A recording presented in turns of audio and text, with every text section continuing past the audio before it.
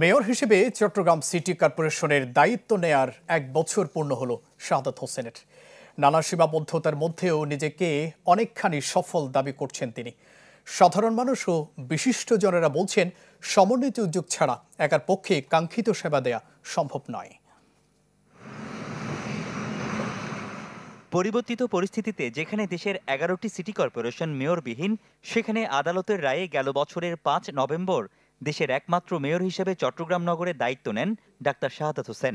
ঘোষণা দেন green, clean, healthy ও safe সিটির স্বপ্ন বাস্তবায়নের।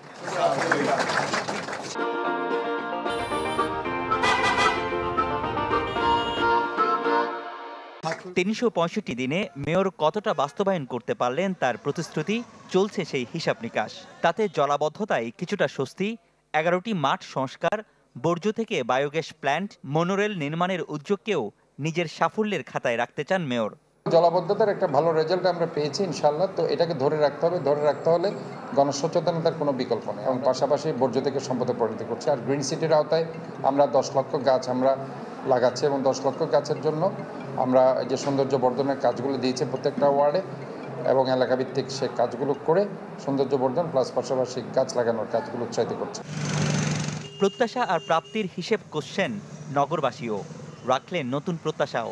জলাবদ্ধতা গতানুগতিকভাবে গত বছরের তুলনায় এবছর কম, ঠিক আছে, যে অনেকটুকু নালা নর্দমার কাজ হয়েছে। মশার উপদ্রব আমার কাছে অনেকটাই কম মনে হচ্ছে এবং দেখা যাচ্ছে ওরা স্প্রে করছে।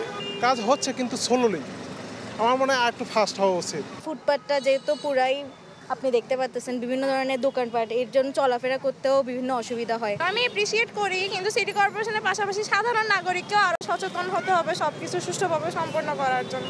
নগরবিদদের মতে মেয়রের একার পক্ষে সম্ভব নয় কাঙ্ক্ষিত সেবা নিশ্চিত করা, প্রয়োজন সবগুলো সংস্থার সমন্বিত উদ্যোগ। মেয়র থাকলেও নগরে ৪১টি ওয়ার্ডে নেই কোনো কাউন্সিলর, তাই প্রান্তিক মানুষের সেবা নিশ্চিতে মেয়রকে উদ্যোগ নেওয়ার তাগিদ এই নগরবিদের। ওনার ইচ্ছা অনেক আছে, থাকবে। আমরা জানি উনি খুবই আন্তরিক।